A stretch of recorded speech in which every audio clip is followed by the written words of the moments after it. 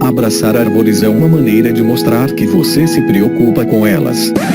1, 2, 3, 4.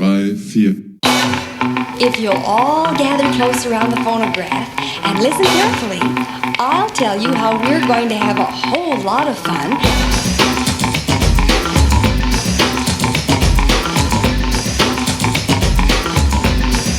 Howdy! Aqui é Fernando Lima e este é o Desabraçando Árvores, um bate-papo sem firula sobre ecologia e conservação, a vida, o universo e tudo mais. E eu estou aqui diretamente de Atibaia, São Paulo, e venho lhes apresentar, senhoras e senhores, ninguém mais, ninguém menos que Juliana Kleinsod. Ela que é bióloga graduada pela PUC Minas, tem especialização em avaliação de fauna e flora em estudos ambientais pela Universidade Federal de Lavras e é mestre em ecologia, manejo e conservação da vida silvestre pela UFMG. Ela é sócia fundadora e CEO da Log Nature, empresa referência no Brasil que fornece soluções e produtos para quem trabalha na pesquisa e conservação da biodiversidade. Galera, esse episódio está absolutamente sensacional. A Juliana é uma pessoa incrível. Vocês vão entender o que eu tô falando aqui ouvindo o episódio. E é super legal trazer a jornada da Juliana, pessoal, porque é um perfil diferente. Ela foi pelo caminho do empreendedorismo, que também é um excelente caminho, uma excelente,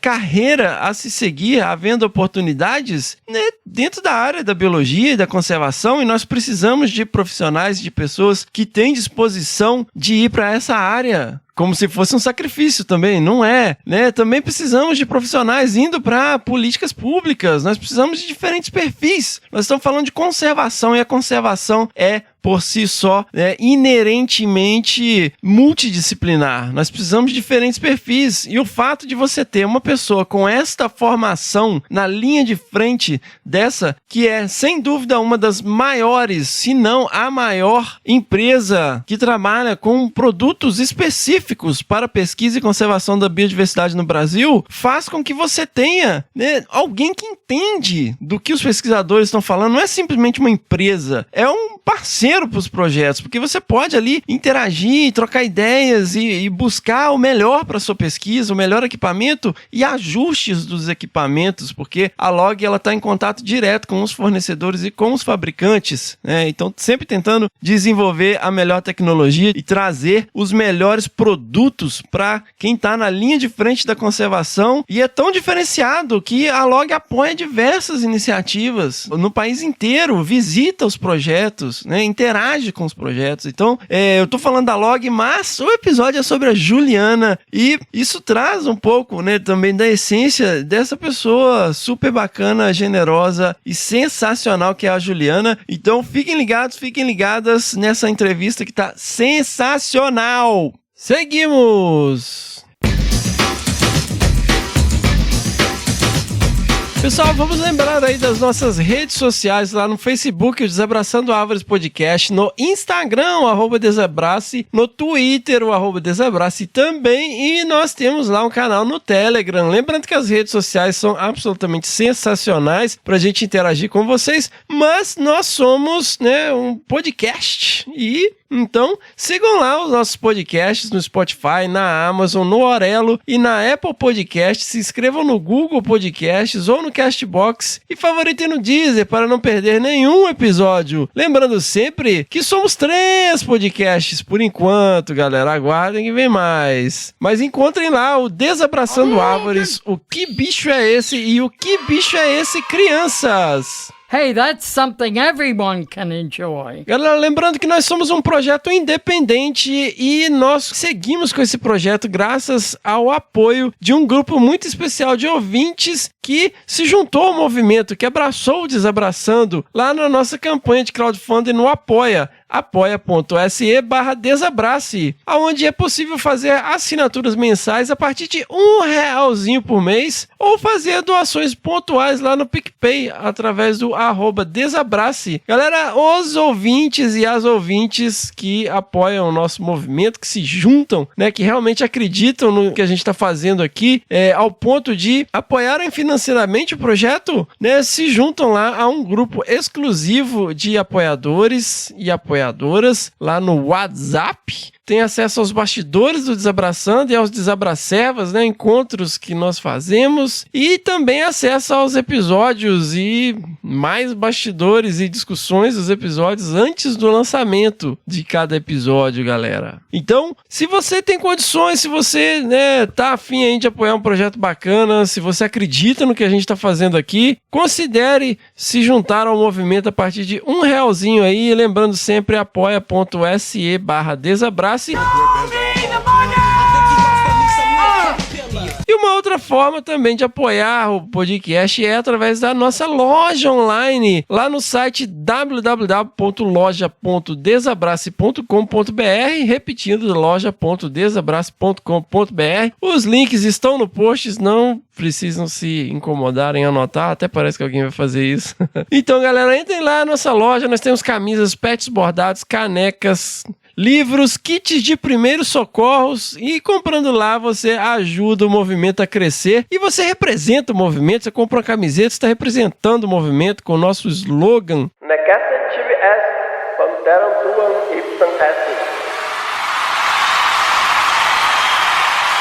Pessoal, dezembro está aí, né? Nós já chegamos no mês de dezembro de 2021 e não há como negar, galera, que nós estamos passando por um período econômico bastante confuso, no mínimo. Uma crise, uma pequena crise, né? Lamento, quer que faça o quê? Galera, eu queria aqui fazer uma campanha, aproveitar esse espaço para fazer um jabá. Se você pode e quer ajudar aí alguma instituição, eu queria recomendar aqui o Amigos do Bem. Você é facinho encontrar lá no Instagram, @Amigos do Bem. É uma ONG aí que vem há 28 anos, né, transformando vidas no sertão nordestino, com educação, trabalho, acesso à saúde, água e moradia. Então, se vocês, né, puderem, quiserem ajudar alguém aí, ajudar o próximo neste final de ano e ao longo do tempo, né, no longo prazo, considerem aí ajudar o Amigos do Bem, @Amigos do Bem, para dar uma força aí pra galera que tá passando dificuldade, tá passando aí por insegurança alimentar nesse momento tão difícil que todos nós estamos passando no país e no mundo. Então, galera, confiram lá os Amigos do Bem, @Amigos do Bem.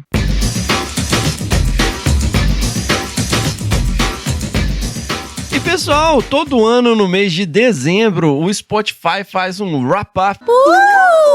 Ele junta tudo que você ouviu, podcasts, músicas, e manda lá um monte de cards, né, falando os seus top 5. Eu não sei porque eu não sou assinante, desculpa aí, mas e a galera marca a gente, e nesse card principal ele diz quantos minutos você ouviu. Então, galerinha, quem aí tem o Desabraçando como o principal podcast, o podcast mais ouvido, e mandem pra gente esse card com os minutos que vocês ouviram do podcast ao longo do ano, e quem tiver a maior minutagem vai ganhar um brinde do Desabraçando Árvores. Então mandem aí, quem tiver a maior minutagem vai ganhar esse brinde. E para finalizar esta abertura e irmos para esse papo sensacional com a Juliana, vamos lá, galera, não deixem de enviar as suas pedradas no nosso e-mail, que é o primeirapedra@desabrace.com.br, e mandem também os seus perrengues de campo, galera, que está chegando aí um novo episódio de perrengues. Lembrando sempre as palavras de Jesus em João capítulo 8, versículo 7. Se algum de vocês estiver sem pecado, seja o primeiro a tirar uma pedra. Seguimos!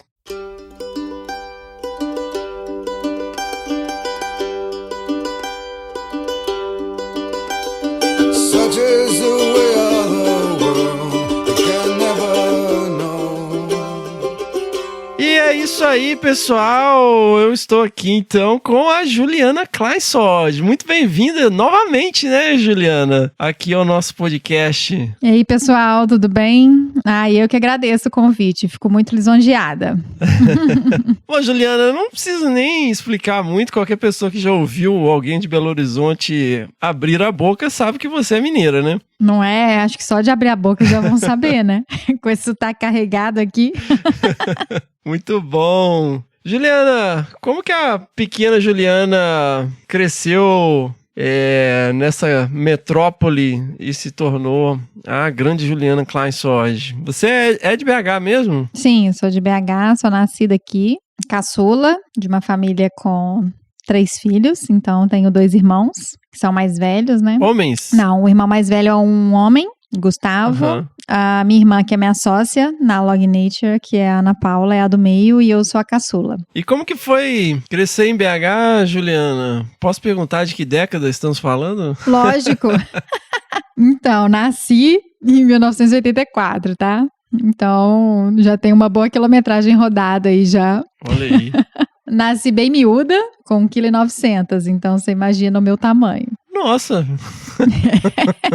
Sabe meu filho que nasceu miudinho, acho que foi mais de 2 quilos. Pois é, então você sabe aquele frango da Sadia que fica rodando de vitrine de cachorro? Você pega um daquele cru e coloca uma cabeça. Era eu quando nasci. BH, assim, na década de 70, 80, tinha uma efervescência cultural muito grande, né? Nossa, meu pai, assim, tinha coleções e coleções de LP e fazia parte, assim, dos grupos que gostava de escutar música, encontrar nos bares, assim, mais tradicionais para poder reunir com os amigos e degustar da cultura, né? BH, nesse sentido, é absolutamente sensacional, né? Nessa época, assim, a questão cultural é muito bacana, né? Mas, Juliana, e você era bem urbana? Não, nunca fui urbana. Não? Não. Desde quando eu era pequena, assim, meus pais, eles tinham um sítio. Minha infância foi nesse sítio. Era uma chácara, né, que tinha, acho que pouco mais de 20 mil metros quadrados. Mas tinha muito bicho, porque o meu pai sempre gostou muito de bicho e a minha mãe sempre acompanhou. Minha mãe não era uma amante de bicho, mas sempre foi daquelas que gostava de contemplar a natureza, sabe? Uhum. Então, todo final de semana era indo pro sítio. Toda sexta-feira, a gente já sabia o nosso rumo do final de semana. Então, no sítio tinha muito bicho, tinha 12 cachorros, tinha bicho solto, tinha arara solta, arara canindé, tinha mico, porco, pato, marreco, galinha, galo, tudo que você imaginar, pavão. Então, eu vivi nesse meio, assim, sabe?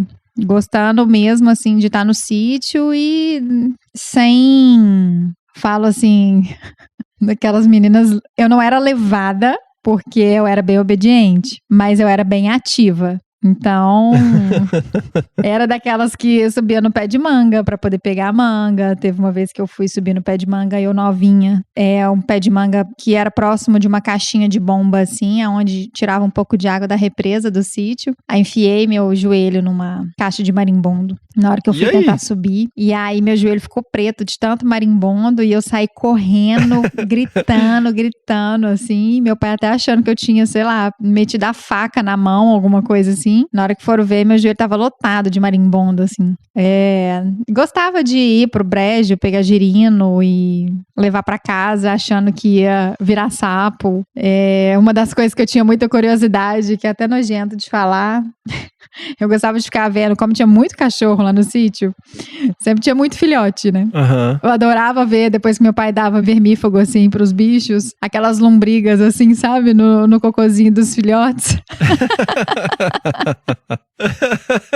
Mas você sabe que eu tinha isso também, Mi? Que tinha uns plateumintos, assim, e eu via figura de planária nos livros, eu achava que era planária.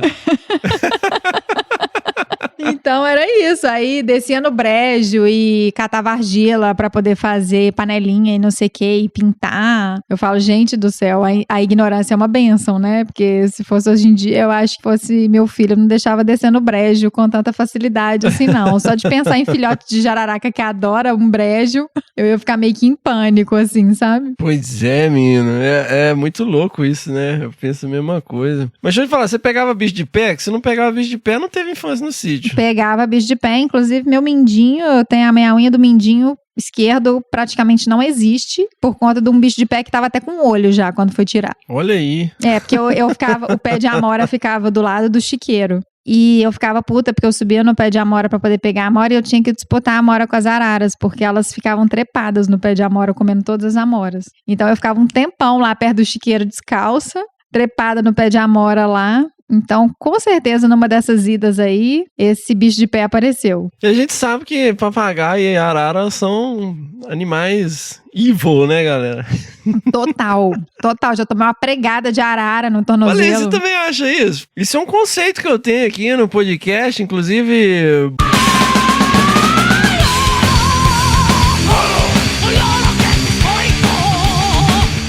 Mas, os bichos sobem no seu ombro, começam a bicar sua orelha, aí você vai pôr a mão pra tirar e eles começam a bicar seu dedo. Não tem muito lado, né? Eu acho maravilhoso, tá, gente? Eu não tenho nada contra. Acho eles lindos aqui, elas estão no forro aqui de casa. Eu acordo de madrugada com os pés... Elas andando daquele jeito, raspando o bico, As né? maritacas, elas roem o fio, é uma maravilha. Eu não ligo não, mas agora esse negócio de chegar perto e pegar no dedo, eu não curto muito não. É um pouco arriscado demais, né? Ah, não, bicho malvado. Então, Juliana, mas você continuou nessa vibe à medida que você foi adolescendo, vamos colocar dessa maneira, lá em BH, você acampava, ia pra áreas naturais. Eu acho que assim, como uma boa adolescente, assim, você tem fases, né? E eu também gostava muito de ir pro sítio, gostava dessa rotina, assim. Eu era uma pessoa também que gostava muito de esporte, porque eu faço esporte e atividade física desde muito novinha. Então, isso ajudou um pouco na minha plasticidade também durante a adolescência. Você não frequentava comida de boteco, não? Comida de boteco eu já tava, assim, com idade adulta, né? Já podia beber tranquilo, já tava acima de 18 anos e tal. É um fenômeno hipster recente, né? Não é nessa época, né? Exatamente. Tá certo. Foi, acho que, se não me engano, na minha época de faculdade ainda é que começou a comida de boteco. É maravilhoso, né? Que você paga pra ser mal atendido e acha lindo. É maravilhoso. Exatamente. E as pessoas ainda insistem em ficar indo nos botecos que participam, né? Pra serem mal atendidos. O cara pega uma faca velha, corta as coisas assim, joga na sua frente com papel de pão e você acha lindo porque acha ela roots, né? Não, mas assim, os pratos são bem bons, assim, sabe? Tem umas combinações que são bem legais, né? Mas já passei raiva também, sabe? Mas assim, de adolescente eu fui passando por fases, assim, mas nunca deixei de praticar esporte, nunca deixei de ser aventureira. Sempre fui muito aventureira desde pequena, assim, sempre gostei de coisa radical, Eu com 3 anos de idade colocava boinha e pulava de um trampolim de 10 metros de altura com meu pai no clube, entendeu? Então, assim, sempre gostei muito dessas coisas, assim, com mais adrenalina. E de adolescente, assim, adorava acampar, inventar a viagem aqui pra perto, pra Conceição, pra Tabuleiro, pro Cipó, pra poder curtir cachoeira, essas coisas assim. E aí foi nesse trânsito, assim, né? Aí quando eu tive uma experiência muito legal enquanto eu era adolescente e que me fez crescer muito, né? Eu falo que depois dessa experiência eu pude ir pro Japão, que eu me virava sozinha, que foi quando eu fui de intercâmbio. Com 16 anos eu fui pra San Diego, na Califórnia, fazer uma parte do high school lá. Olha aí, San Diego é massa, né? E assim, foi super na sorte, né? Porque até uma semana antes de eu viajar de intercâmbio, eu não sabia pra onde eu ia. Eu não sabia pra qual cidade que eu ia. Eu só sabia que eu ia, porque eles geralmente arrumam as famílias, né? Como era um intercâmbio pra escola pública, eles arrumam as famílias à medida que vai dando. E aí, se chegar a data de você ir e você ainda não tem família, eles te relocam pra uma base do intercâmbio e você fica lá até você encontrar uma família. E aí, uma semana antes de eu ir, da minha data de ida, eu descobri que eu fui, assim, pseudo-adotada por uma família americana, entendeu? Na Califórnia, em San Diego. Você não tinha pré-definido pra onde você ia? Você foi pra San Diego... Na sorte. Por acaso, então. É mesmo? Na sorte. Deu sorte, então. San Diego é massa, né? Foi uma experiência maravilhosa. Eu falo que foi do desastre ao maravilhoso, mas foi... Ainda bem que eu fico com o maravilhoso, entendeu? Mas aí, conta a parte do desastre aí que a gente Então, eu acho que é uma experiência que talvez, quando algum pai resolver mandar o filho, talvez ele pense 2 vezes. Mas, e na época também, né, gente, eu fui em 2001. Então, me ajuda aí. Foi uma experiência totalmente diferente de uma experiência atual, que alguém vá fazer isso, né? Com toda essa comunicação que a gente tem, global, independente de onde estiver. Eu ligava pra casa uma vez a cada 15 dias, e falava 15 minutos só, porque a ligação era super cara. E lá ficava completamente imersa, assim.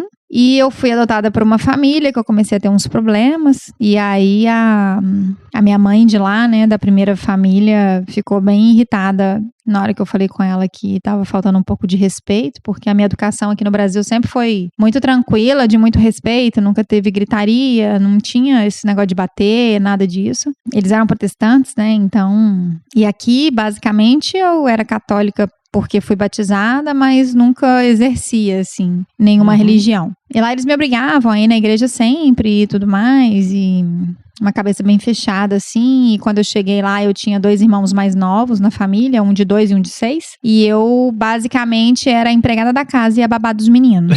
Aí eu comecei a ter problema em relação a isso, porque eu entrei pro time principal de vôlei da escola. Não sou alta, tá, gente?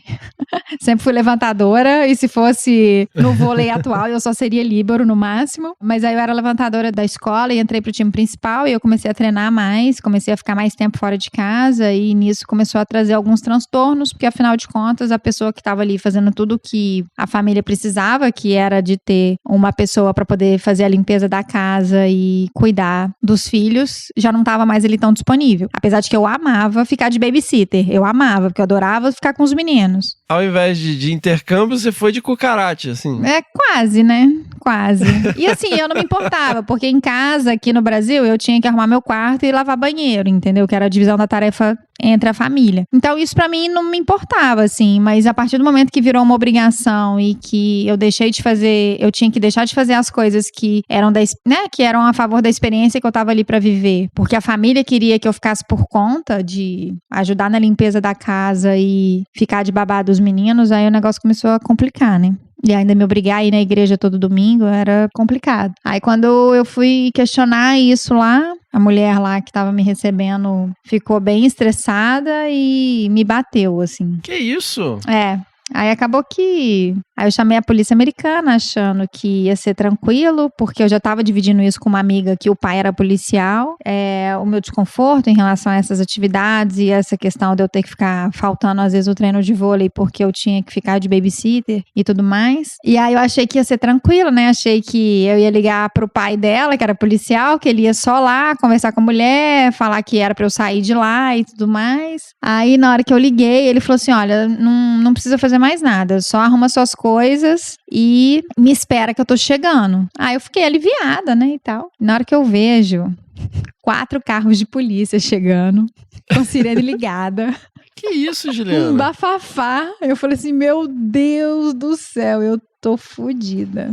Eu falei, nossa senhora, eu achei que ia ser uma coisa tranquila, eu tô vendo que não. E aí foi uma confusão, assim, eles queriam me mandar de volta pro Brasil, porque eu tava infringindo a maior regra do intercâmbio, que era sair de casa sem autorização do programa. E aí foi uma super confusão, assim, eu não contava pros meus pais aqui o que tava acontecendo, porque eu sabia que eles iam ficar super preocupados, ou iam pegar o primeiro voo, iam me buscar lá. Então, achei melhor só dizer que eu tava mudando de casa porque eu tive um problema na família, mas não detalhei muito o que tava acontecendo. E aí, assim, eu fiquei. Aí, fiquei lá 7 meses e foi uma experiência maravilhosa, porque, de fato, assim, com 1 mês e meio que eu tava lá, eu tive esse problema todo. Aí, depois eu mudei de família, que é uma família que eu tenho contato até hoje, que virou minha família do coração, assim. E voltei, assim, mais do que fluente, né? Que é a necessidade, né? O aperto faz o sapo pular. Então, eu tinha que me virar, né? Mas foi uma experiência maravilhosa, assim. E aí eu voltei para poder terminar o 2º semestre do 3º ano, né? Que eu tava prestes a prestar vestibular já. Você ficou quanto tempo lá, Juliana? Eu fiquei 7 meses. Eu fui com 16 anos. Olha aí. Caramba. Voltei, né, pro Brasil e comecei a minha preparação pra entrar pro vestibular. Aí vem aquelas coisas, né? O que você quer fazer e tal. Você quer explicar, Juliana, o que é vestibular aí pras crianças? Porque talvez as pessoas não saibam, né? Não, talvez não. Uma boa parte da nossa audiência provavelmente não sabe. Então, na nossa época, gente, não era muito fácil entrar na faculdade. né? A gente tinha que ralar um bocado, estudar bastante pra conseguir nota suficiente depois de uma prova, pra poder ver em qual colocação que você tava, pra ver se o número de vagas que tinha do curso, você tinha conseguido a sua colocação naquela sequência suficiente pra você entrar. Então, assim, se a turma tinha 60 alunos, se você não fosse um dos primeiros 60, em nota, você ficaria como excedente pra poder entrar na faculdade. E assim, lembrando que antes a conta que a gente fazia era assim, quantos candidatos por vaga, né? Quantos candidatos por vaga, Então... Isso era 2-3 dias de prova onde você tinha que cuspir todo o conteúdo de 3 anos de segundo grau, tá, galera? É como se você fizesse o Enem todo de uma vez. Exatamente. E só que você repetia esse Enem, né? Porque dependendo do número de universidades que você fosse tentar, você deveria fazer todas as provas, né? Não era uma prova só. Todas as provas, não era uma prova só. Aí, no caso, eu tentei aqui na PUC, na Federal. Aí, não passei na Federal, passei na PUC. Olha aí. Você é filha da PUC também? Eu sou filha da PUC. E eu me lembro, assim, quando... eu sempre fui da área biológicas, né? Uhum. Sempre fui muito ruim, assim, em exatas. Mas isso você nem tutibiou. Você queria fazer ciências biológicas, é isso? Então, quando eu fiz meu teste vocacional, eu sabia que era biológicas, eu sabia que eu não queria ser médica de jeito nenhum. Então, medicina nunca foi uma opção pra mim. Eu até me inscrevi em fisioterapia, mas assim... Só fui fazer por obrigação, porque quando eu fui, tinha um evento, né, que chamava PUC Aberta, que era para você poder conhecer um pouco das profissões, e quando eu fui para a PUC Aberta e vi qual que era o ramo de atuação da biologia, foi a única coisa que eu me interessava, assim. Veterinária era uma coisa que eu achava legal, mas para mim, assim, essa questão de lidar com parte de operação, de abrir bicho, não é uma coisa que eu me sentia muito confortável, então era uma coisa que eu não gostava muito, sabe? Que eu não me identificava. Aí eu lembro que quando eu virei e falei com meus pais que eu ia fazer ciências biológicas, né? E meu pai virou e falou assim: Juliana, você pode fazer o que você quiser. O que você quiser, você pode fazer. Eu não tô nem um pouco preocupada, eu só quero saber o que isso faz. Você pode me falar assim que você vai fazer qualquer coisa, eu só quero entender então o porquê da sua escolha. Aí eu fui e expliquei, ele falou assim: você vai dar aula? Eu falei: não, a biologia é um ramo muito diverso, não tem só opção, né, acadêmica ou opção de você dar aula em escola, não necessariamente eu seria uma professora de escola, tem muito mais coisa pra poder fazer, e é o único lugar que eu me identifico, assim. Que ano isso, Juliana? Final de 2003, né? Aí fiz o vestibular, passei, entrei na PUC e, assim, não consigo me ver fazendo outra coisa que não fosse trabalhar com todos os aspectos que a biologia traz pra gente. Olha aí. E você teve aula com aquela turma, Robert, Chiarello, Isso. Sônia... Exatamente, essa galera toda aí, Grande abraço aí, galera aí da PUC Minas. Eu fiz meu mestrado lá. Você fez o mestrado lá? Eu fiz o mestrado na UFMG. Fiz o mestrado lá. Olha aí.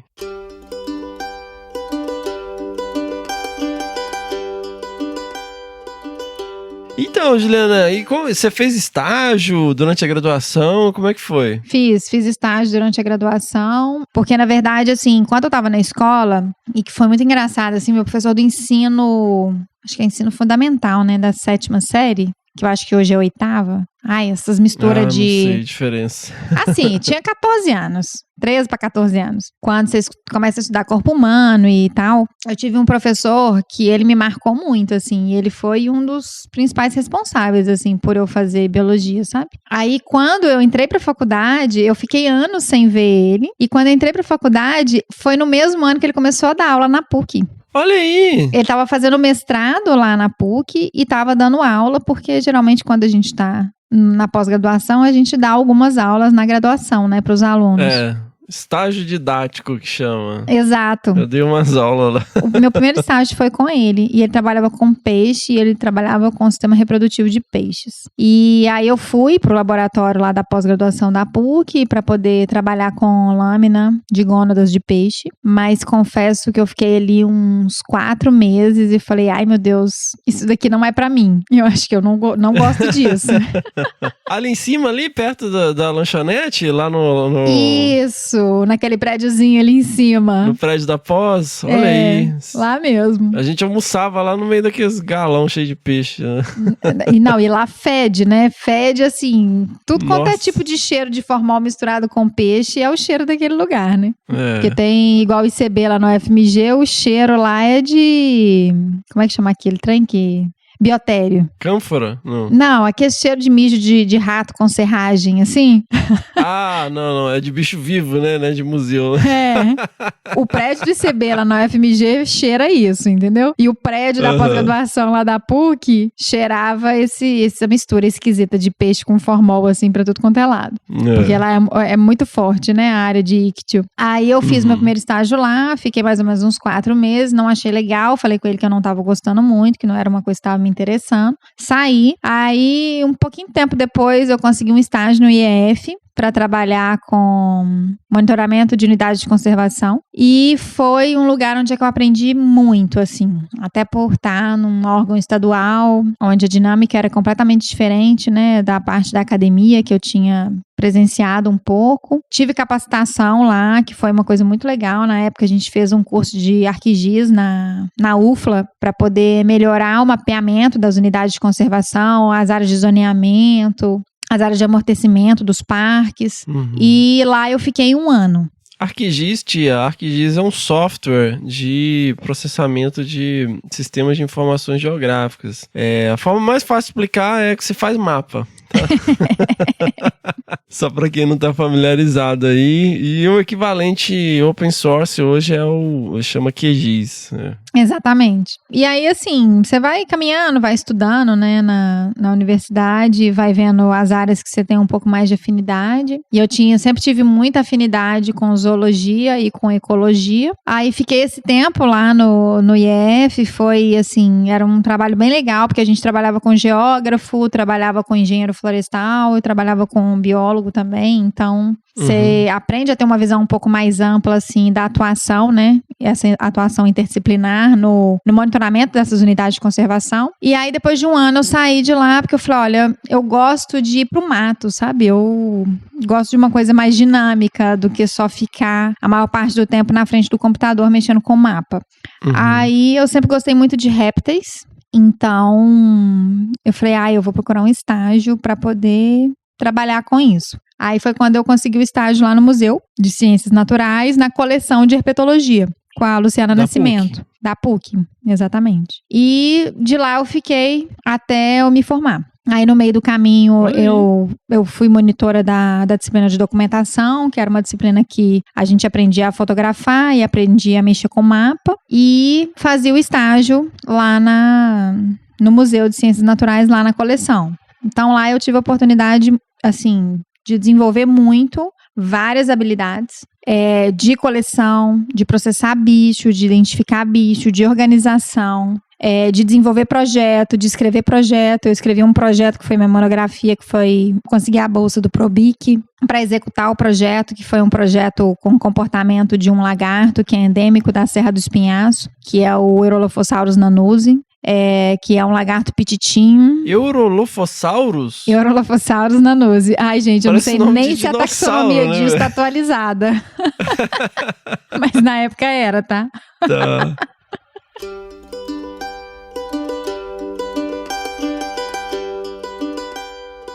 Então, qual que era a sua rotina no museu, Juliana? O que você fazia? Descreva um dia típico, assim. Você, beleza, chegava lá na PUC, ia lá pro museu. O que você fazia? No início, eu chegava lá, aí a primeira coisa que eu fiz foi aprender como que a coleção científica funcionava, né? Então, os estagiários que eram mais antigos do laboratório, eu acompanhava a rotina deles, que era de fazer tombamento de bicho. Então, os bichos que eram depositados, né? Os espécimes que eram depositados na coleção através de trabalhos de consultoria ou trabalhos de desenvolvimento de pesquisa científica, as pessoas levavam esses animais para lá, já fixados em formol, e a gente precisava tombar esses bichos. O que significa tombar esses bichos? A gente precisava catalogar eles, certificar as espécies que foram identificadas ali, guardar esses bichos nos lugares certos, nos potes corretos, e adicionar um número de tombo, porque geralmente esses bichos eles vêm com o número do coletor, que é o número de quem depositou e deixou lá, e a gente adiciona um número específico do museu. Então, aquela informação ali fica guardada para todo sempre, que é todas as informações daquele espécime coletado. Então, o local que ele foi coletado, a data que ele foi coletada. Alguns trabalhos tinham alguns dados mais minuciosos de temperatura e umidade. A gente tinha o coletor e o tipo de desenvolvimento de pesquisa. Se era pesquisa científica, qual que era, a localidade, ou se era de consultoria, qual que era o projeto de consultoria, por qual empresa e qual que era a localidade também de onde esses animais foram coletados. Deixa eu explicar pra minha tia aqui, Juliana. Então, tia, você lembra que eu ia pegar a perereca na Varginha? Era pra isso, você pegava a perereca, aí infelizmente você sacrifica o animal, aí você fixa ele numa posição anatomicamente pré-estabelecida, tá? Para uma coleção científica, e aí você leva esse animal fixado com tudo que a Juliana tá descrevendo, né? Então, assim, ele vai entrar para uma coleção científica e vai ficar acessível para outros pesquisadores e pesquisadoras, né, terem acesso a esse animal que tá ali. Então tem todas as informações de coordenada geográfica, e você pode, a partir de coleções de museus, ver variações geográficas de pelagem, de genética, descrever espécies novas, comparar com outras espécimes, fazer revisão taxonômica. O que é revisão taxonômica? Mudar o nome dos bichos, tá, tia? Eu tô reduzindo ao absurdo e todos os meus amigos que trabalham com taxonomia vão me xingar de novo, mas enfim. Então assim, e nesse processo você aprende muito, né? Você aprende como que é importante esse processo, essa organização, e o quanto que é importante esses espécimes que foram coletados, né? Que aquela história vai ficar guardada ali. Aquilo ali é um retrato temporal daquela biodiversidade naquele espaço de tempo, né? Exato. Eu participei de um congresso, eu participei de vários congressos durante a faculdade, né? E um deles foi de comportamento animal, que era eu sou uma pessoa muito observadora, então eu gosto muito de observar pessoas, bichos, interações, qualquer coisa. Às vezes eu sou daquela que, assim, fica parada, às vezes numa mesa de bar, assim, às vezes eu paro, fico só olhando, observando, assim, e depois que eu volto, aterrizo de novo e volto a me interagir. Então, sempre fui muito de observar. E quando eu fui num congresso de etologia, que é de comportamento animal, eu gostei muito, assim, do tema e achei muito interessante. E então o Conrado Galdino perguntou se eu não queria trabalhar com uma espécie de lagarto, porque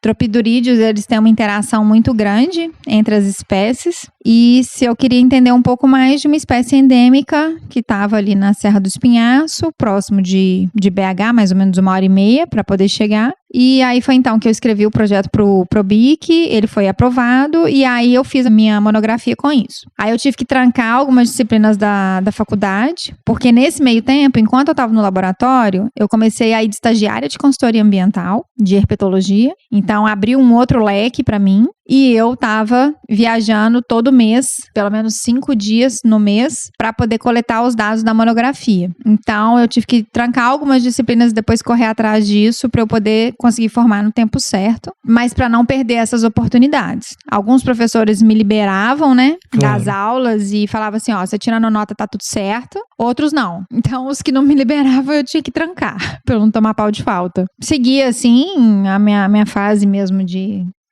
faculdade com essas experiências e me formei defendendo a monografia sobre lagartos e muito inteirada já na parte da área da consultoria ambiental, da qual depois que eu me formei eu fiquei 8 anos trabalhando. E como que foi esse trabalho com o lagarto? O que você pesquisou? Então, eu pesquisava o comportamento, a interação entre eles, né? Então, quais eram os displays visuais, quais eram os sinais visuais que eles utilizavam, se tinha diferença de macho e fêmea, porque eles têm umas dancinhas de corte antes do acasalamento e tudo mais, então era um trabalho assim que eu precisava primeiro, na hora que eu chegava, eu ia pro campo no horário de atividade dos bichos. Aí eu levava um gravador, por que o gravador e não um caderno de campo? Porque no gravador eu não precisava desviar o meu olhar para falar o que eu estava enxergando. Se eu tivesse que anotar, eu ia perder o movimento dos bichos. Então, eu sempre estava com o gravador na mão, narrando aquilo que eu estava vendo dentro da descrição daqueles movimentos que já eram descritos em artigos científicos, que já eram sabidos para aquele grupo de espécies, entendeu? Narra aí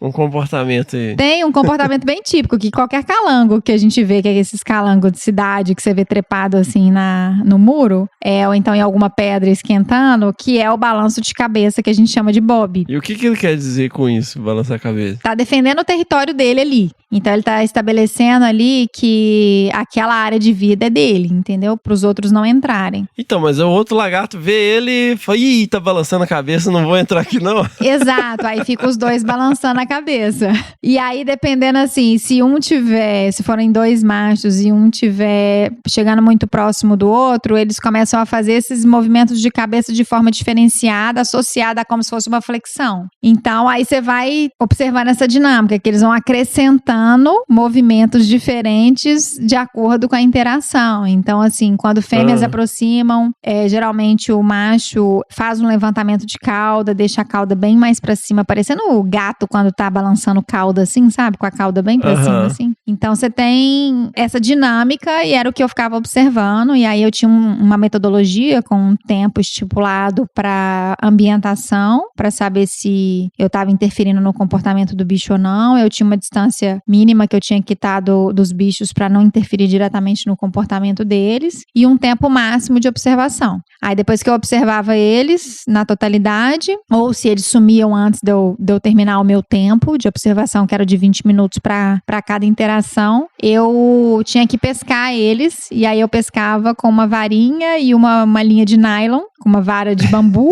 e uma linha de nylon, que era tipo uma forquinha. No laço?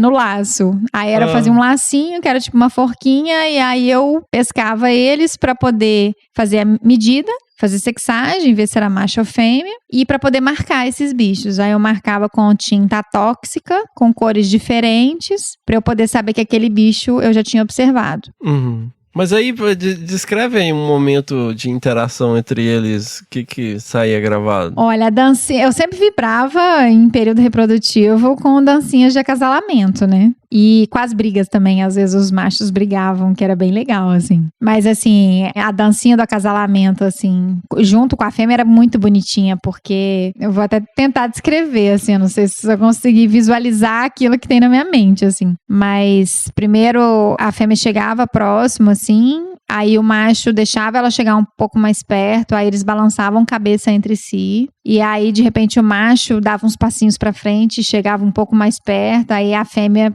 ou ela ficava quieta, ou se ela não tava curtindo aquilo ali, ela já logo ia embora. Mas a fêmea que tava curtindo deixava o macho ir aproximando assim, e aí eles ficavam um tempo nessa assim, se aproximando, nem sempre só pra frente, mas às vezes eles faziam umas dancinhas assim, tipo, sabe aqueles negócios de desenho que faz tic, tic, tic, tic, tic, como se fosse uma dancinha rapidinha de um lado pro outro, assim.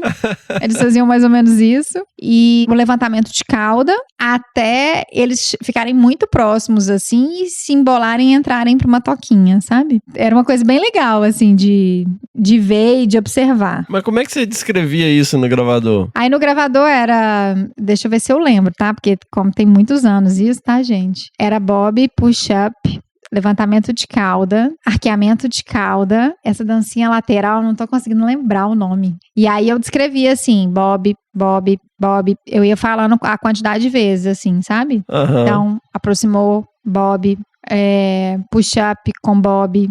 Aí eu ia escrevendo exatamente isso, assim, tudo que eu tava vendo. E aí, depois eu transcrevia isso, né?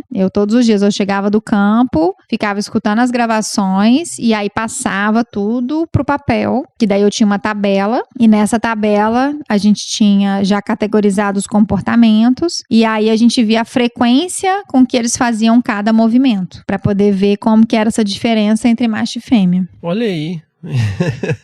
Muito bom, muito bom. E ao mesmo tempo você ia fazendo consultoria, Juliana. Isso, ao mesmo tempo eu fazendo consultoria como estagiária e aprendi muito durante a faculdade. Eu falo que assim, você entra na faculdade achando que o curso vai te ensinar a ser um profissional pro mercado, e não vai, entendeu? Se você não procurar isso por fora, você vai sair cru, você vai sair da faculdade sem saber como que é o mercado de trabalho. Exato, A gente discute muito isso aqui no podcast, cara, é impressionante, que se bobear, você sai do curso, você não sabe nem o que é uma CLT, né? Você não sabe se portar numa reunião. Ponto. Exato. E com empresa, né? Com tomadores de decisão e tal. É como se fosse tudo voltado pra quem fosse pro universo acadêmico, né? Exato. Não tem nada além disso pra fazer. É incrível. Ou para quem vai dar aula ou para o universo acadêmico. Para o mercado de trabalho, a gente não aprende nada na faculdade. Mas aí você teve contato com esse universo. Aí eu tive contato com esse universo, do qual eu me interessei muito. E aí, quando eu saí da faculdade, eu já estava fazendo consultoria, já tinha alguns trabalhos, assim, que eu já tinha fechado para, assim que eu formasse, pudesse responder como bióloga. E eu me lembro que, assim, o quanto que foi fundamental, tudo que eu aprendi no museu, no resgate de fauna que eu fui fazer. E eu fui para fazer parte da equipe de um resgate de fauna, que estava tendo supressão de vegetação ainda. Enquanto eu estava lá, na hora que eles montaram o centro de triagem, né, que é onde eles recebem os animais que são capturados durante a supressão, quem ficou responsável pela parte de receber os bichos, de fixar, de organizar, de planilhar, de fazer tudo, fui eu. E eu vejo o quanto que foi importante tudo que eu aprendi no museu para eu poder conseguir organizar todos esses dados de maneira adequada, sabe? Para esses dados não se perderem, assim. Então, foi bem legal, assim, ter visto a experiência que eu tive no museu, que ainda que tenha sido uma experiência de forma mais acadêmica, o quanto que ela foi importante na hora que eu fui pro mercado de trabalho. Olha aí. Ô tia, supressão é derrubar a floresta, tá? Você vai suprimir a vegetação, você derruba a floresta. E o resgate é você pegar os bichos, né, que estão ali no meio. Alguns vão para coleção, outros vão para setas, outros vão para viveiros, outros vão para zoológico. E o profissional biólogo, ele tá na linha de frente, né, liderando isso. Exatamente. É isso, Juliana? Exato.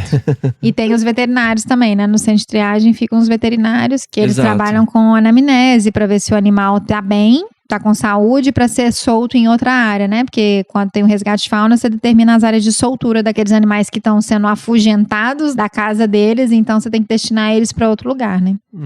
E também animais grandes também, né? Que precisam de ser anestesiados. Isso, chega animal às vezes machucado, às vezes animal desidratado, muito estressado e que precisa ficar às vezes mais tempo ali para ele poder estar bem, se recuperar e ser solto em outra área, né? E aí você ficou um intervalo, Juliana, fazendo consultoria antes do mestrado ou você já foi pro mestrado? Então, eu fiquei 2 anos. Foi 2 anos fazendo consultoria, mas nesse meio tempo eu acabei fazendo uma pós-graduação à distância na UFLA para levantamento de fauna, para licenciamento ambiental, porque eu não queria perder o hábito de estudar, porque eu sabia que ia ser mais difícil se eu tivesse que estudar é uma questão de hábito mesmo, quando você para, até que você consegue ter a disciplina para voltar. E aí eu me planejei mais ou menos para 2009, no final de 2009, tentar a prova do mestrado da UFMG na ecologia. Eu fiz na ecologia, conservação e manejo da vida silvestre, que sempre foi uma área que eu gostei muito. E aí fui para a carreira acadêmica para poder ver como é que ia ser essa história, né? Aí passei no mestrado e aí eu tava até então no mestrado e fazendo consultoria. Com quem que você começou o mestrado lá? Aí eu fiz o mestrado com Paulo Garcia, que é uma pessoa maravilhosa mesmo, um excelente orientador. E aí lá eu trabalhei com comunidade de anfíbios e répteis. O Paulo é da taxonomia, na verdade, mas o laboratório dele também trabalha com a ecologia. Então, eu entrei com o meu projeto para a ecologia, porque taxonomia também eu já sabia que não era muito minha praia. Então, eu precisava de algo mais dinâmico, assim, mais sistêmico. E eu falo que hoje eu vejo do porquê que eu gostava tanto de coisas sistêmicas. Aí, lá no mestrado, eu fiz o mestrado comparando os dados de uma unidade de conservação próximo de Belo Horizonte, que é a reserva da CEMIG de Petit, que tinha já um levantamento durante 20 anos, quando eu fiz. Então, tinha um levantamento de 10 anos, depois um levantamento de 10 anos depois, e eu me coloquei para poder fazer o terceiro, depois de 10 anos, para poder fazer um comparativo. Então, eu usei basicamente a mesma metodologia, os mesmos pontos amostrais, para poder entender se aquela dinâmica ali daquela comunidade mudou ao longo dos anos. Porque a mineração foi só comendo em volta. Então, Petit acabou que ficou um miolinho só de reserva ali no meio de um monte de mineradora, né? E aí você conclui o mestrado, Juliana, foi de boa? Foi traumático? Como é que foi esse final de mestrado? A gente precisa ser sincera nessa vida, né? Ao longo do meu mestrado, muitas coisas aconteceram.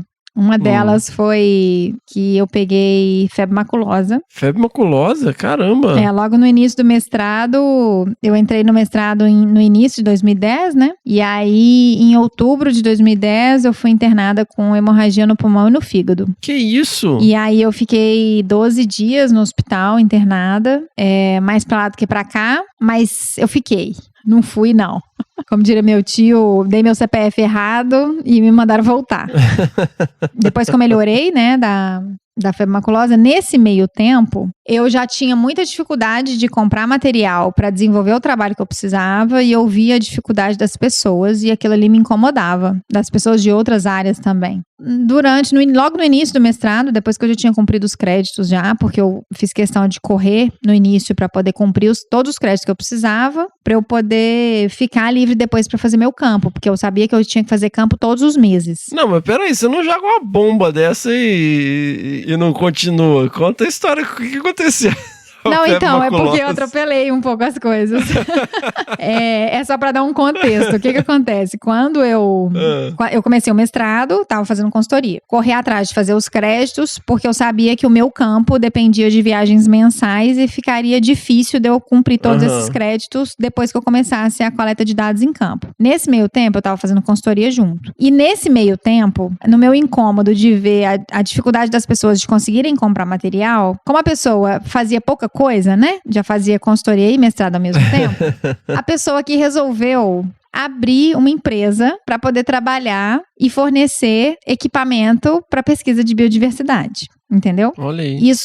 Eu tive uma conversa porque assim, eu nunca entendi nada de forma administrativa, nunca fiz administração, não sabia absolutamente nada como que funcionava uma empresa. E a minha irmã sempre teve muito know-how e a gente sempre se deu muito bem. Então, teve um dia que ela tava muito estressada, tava tomando antidepressivo, ansiolítico, um monte de coisa por conta de trabalho, porque tava trabalhando demais. E ela tava querendo sair do trabalho dela. Aí eu sentei e conversei com ela, falei assim, aqui, vamos abrir uma empresa junta? Ela falou assim, mas eu não sei nada do que você faz. Eu falei assim, mas você não precisa entender do que eu faço, eu só preciso saber mexer com dinheiro, que isso eu não sei fazer.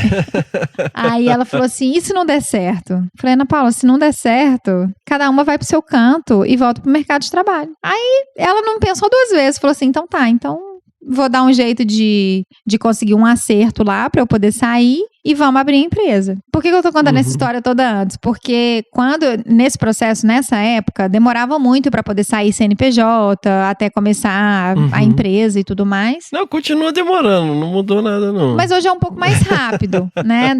Naquela época era muito mais moroso. Aí eu tava, né, nessa loucura de fazer mestrado com consultoria e abrir no escritório. Ainda bem que a minha irmã tava por conta de encontrar sala pra alugar, essas coisas todas. Aí eu voltei de uma viagem mais cedo, eu tava numa viagem entre Minas e Goiás, na divisa ali, e eu comecei a passar mal, comecei a ter uma febre que não baixava, uma dor de cabeça muito forte e precisei pedir autorização para a empresa que eu tava prestando serviço de que eu precisava voltar porque eu não tava me sentindo bem. Aí cheguei em casa, só que eu demorei muito tempo para poder ir pro hospital. E aí foi por isso que eu tive essa forma grave que já tava com hemorragia no pulmão e no fígado. E por coincidência, no dia que saiu o CNPJ da empresa, foi exatamente o dia que eu dei entrada no hospital. Mas tipo assim, você começou a tossir sangue e falou, eu acho que é melhor ir pro hospital? Não, eu não comecei a tossir sangue, porque a febre maculosa, ela tem sintomas de uma virose muito forte. Eu tava com muita dor de cabeça, enxaqueca mesmo. Eu tava deitada na cama com a janela fechada e luz apagada, não conseguia comer.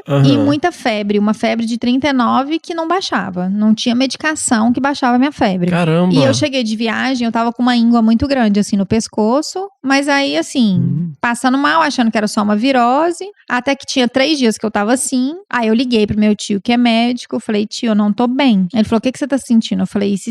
Ele falou assim, dá um jeito de ir no laboratório. Eu vou te mandar o pedido, vou te encaminhar o pedido de exame. Vai no laboratório e faz pelo menos um exame de sangue pra gente poder ver como é que tá a alteração do seu hemograma. Aí, na hora que viu meu hemograma tava alterado. Só que assim, como era um sintoma que não era tão específico de alguma coisa, o melhor era assim, esperar pra ver se dava 72 horas e passava, né? Porque geralmente é assim, quando uma virose mais forte, você espera 72 horas, tomando uma medicação ali pra poder minimizar aquele sintoma e depois geralmente ela vai ladeira abaixo. E quando ela não vai ladeira abaixo é porque o bicho tá pegando.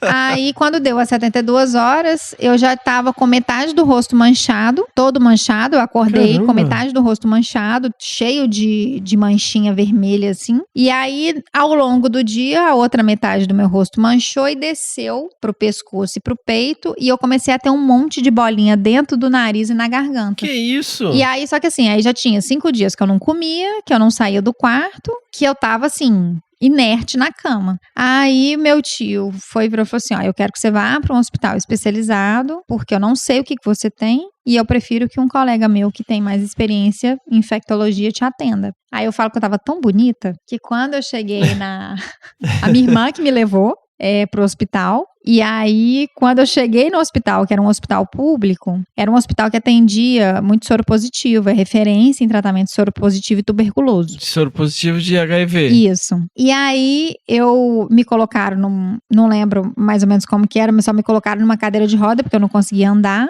Aí, enquanto minha irmã fazia minha ficha de entrada, eles me colocaram numa fila lá, que eu também tava de olho fechado, eu nem vi onde é que eu tava. Aí, a minha irmã chegou rindo. Caramba. Na hora que ela acabou de fazer minha ficha, ela chegou rindo. Eu falei assim, o que você tá rindo, cara? Não tem nada de rir aqui. Ela virou e falou assim, Juliana, você não sabe a fila que te colocaram. Eu falei, que fila que eu dou? Aí ela, te colocaram na fila dos HIV positivos pra receber medicação. Aí eu olhei pra ela, eu falei, eu devo estar linda, gente, devo estar linda. Aí ali eu fui atendida, aí diagnosticaram como suspeita de febre maculosa, mas precisava ser confirmada em virtude de ter que fazer vários outros exames, mas eu entrei com tratamento de maculose. Aí eu fui transferida de hospital. E nesse meio tempo, ao longo do dia, o contador liga pra minha irmã e fala assim, olha, o CNPJ saiu da empresa. Olha aí. Aí ela me vira e fala assim, olha, eu não quero saber, porque eu não sei nem se eu vou continuar com essa empresa, porque eu tô entrando com a Juliana, tá muito ruim no hospital e eu não sei o que vai acontecer. Te ligo depois. Tipo, eu não sei nem se eu vou continuar com a sociedade, né? Eu não sei se... Exatamente, eu nem se eu vou ter sócia, no caso. E aí eu entrei pro hospital, aí fui só piorando mesmo, assim, até o ponto do meu tio reunir a família toda e falar que se meus exames não melhorassem nas próximas horas, que não tinha muito o que fazer. Que isso, Juliana? Sério? É. Caramba. E aí, nisso, eu perdi uma disciplina de campo no Rio Doce, de 20 dias. Que era a maior das suas preocupações nesse momento, né? Olha aí. Que era do mestrado. Mas aí eu fiquei 12 dias internada e saí dessa. Mas você tinha consciência, assim?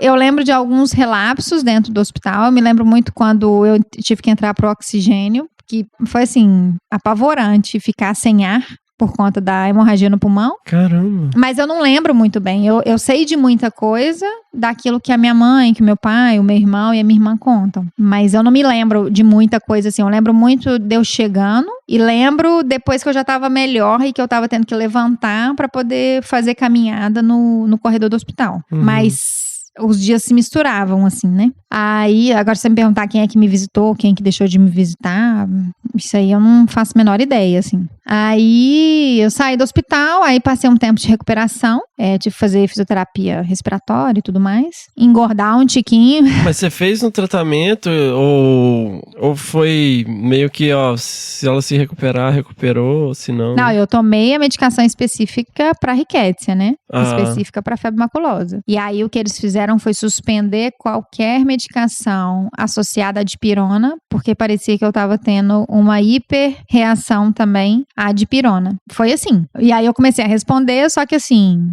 eu fui aos 45 do segundo tempo, porque febre maculosa não dá tanto problema assim se você é diagnosticado logo no início e já toma a medicação. Só que o problema é que quando você demora muito pra poder identificar o que é, que ela vai se agravando e vai se tornando a forma hemorrágica, né?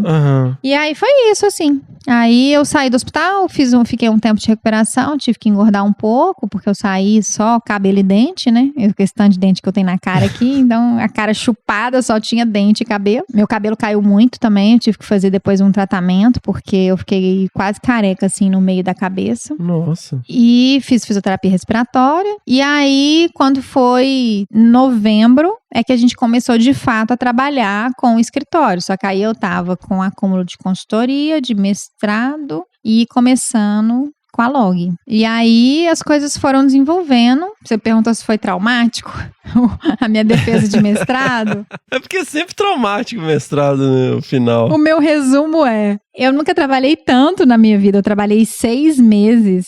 Antes de eu defender, eu trabalhei 6 meses todos os dias. E quando eu falo todos os dias, é todos os dias mesmo. E de muito trabalho. Tanto que quando eu defendi o mestrado, foi assim, um alívio, mas um alívio. E eu fui bem massacrada, assim, na minha defesa, sabe? A minha defesa de mestrado durou 4 horas. Então, foi bem maçante, assim, sabe? Tudo. Nesse processo, né, da carreira acadêmica, da experiência da academia, da experiência da consultoria e da experiência da empresa, eu percebi, e eu falo que ainda bem que a gente tem maturidade, autoconhecimento e ser sincero, né, com a gente mesma e com as pessoas, de que eu percebi que a vida acadêmica não era pra mim. Uhum. E não tem nada de errado, né? É, e eu falo que isso é uma constatação importante, assim, né? É, tipo, e vida que segue. É porque as pessoas criam um dilema. É porque, assim, a vida é muito maior, né? Tem muitas outras escolhas, né? E se você identifica que não é pra você,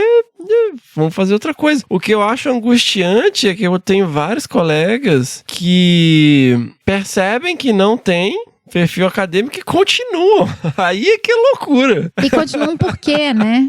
Às vezes porque não consegue enxergar outro caminho, ou então às vezes porque quer ser aquilo que o outro espera que ele seja. Exato, né? É uma coisa muito louca.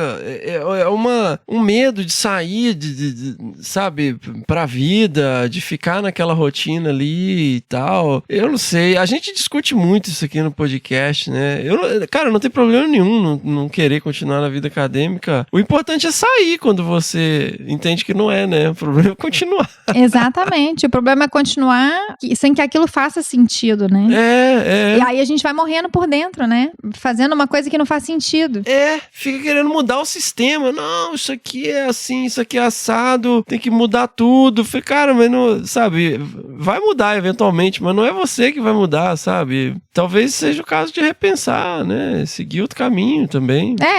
Se você quer tentar encaixar nisso mesmo, ou se você quer outro caminho pra sua vida, né? E eu acho que isso vem muito também da nossa base de faculdade, enquanto curso, que muitas vezes só te mostra um caminho, né? Não mostra tantos outros caminhos que a gente tem, né? Por isso que a gente criou um podcast maneiro, pra dar real aí pra galera. Exatamente, pra informar e pra que as pessoas saibam que elas têm outras possibilidades na vida, né? E uma coisa que, assim, que eu falo que essa experiência que eu tive internada e que, de fato, eu não sabia o que ia acontecer. E uma coisa que é muito forte, assim, pra mim, é que quando você tem uma pessoa que tá na iminência de morte, a gente que tá de fora, a gente acha que essa pessoa, você vai ficar triste, você tá sofrendo porque aquela pessoa vai morrer. Só que quando você tá no papel de quem tá nessa iminência de morte, que é você que não vai habitar mais esse planeta, é você que perde todo mundo que você ama. Olha aí. Isso teve um significado muito forte, assim, pra mim, sabe? Porque é igual, eu passei pela experiência de perder a pessoa mais importante da minha vida, que foi minha avó, e cada um perdeu uma pessoa importante, cada um da família perdeu uma pessoa, que foi a minha avó. Só que quando você tá do outro lado, você perde todas as pessoas que você ama ao mesmo tempo. E eu acho que a gente nunca parou pra poder pensar nisso. Olha aí, nunca tinha pensado nisso. Eu nunca pensei nisso. Que interessante, Juliana. Nossa. O quanto que isso é desesperador, entendeu? De você pensar que você vai perder todo mundo que você ama, de repente, que você nunca mais vai ver ninguém. Que todo mundo que tá ali vai simplesmente desaparecer. Então, isso foi uma coisa muito forte, assim, pra mim. Mudou muito a minha cabeça, mudou muito a minha forma de pensar e a minha forma de ver a vida, assim, sabe? Eu ressignifiquei literalmente, assim, sem clichê. Ressignifiquei valores, propósito de vida. E o que eu sempre levei pra mim, assim, é de que, assim, se não tá fazendo sentido, não cabe continuar ali, sabe? Eu acho que morrer por dentro é a pior coisa que a gente faz em vida.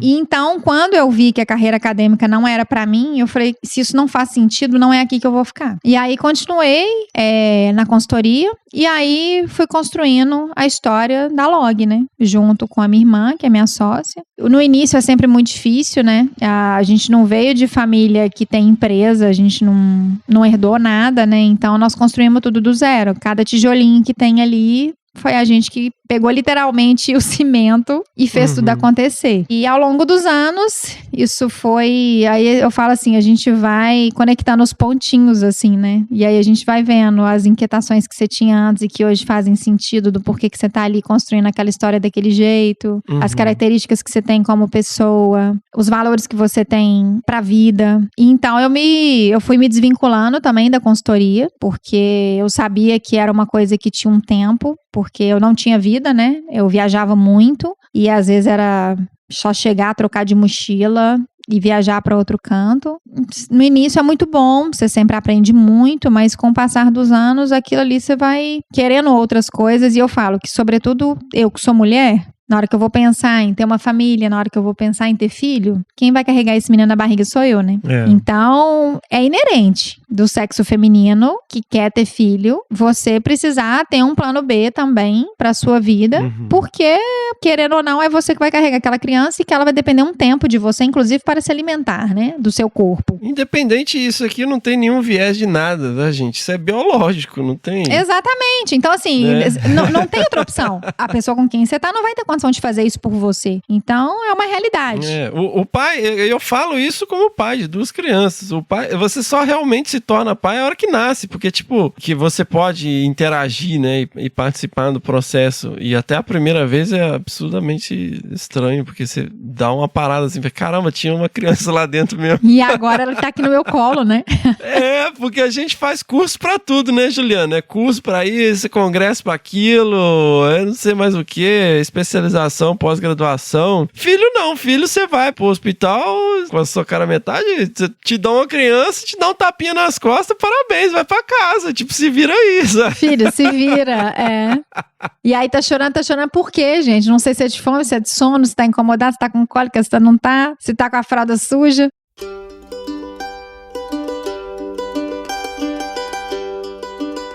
Ô, Juliana, voltando um pouquinho, né? Eu acho muito legal porque você identificou um problema, né? Então, pensando lá na origem da Log, né? Durante as consultorias, da sua dificuldade de obter equipamentos, né? Nessa época, bastante, você tinha que importar tudo, tudo muito caro, né? Ou improvisar coisas aqui. Muita coisa na base da gambiarra, né?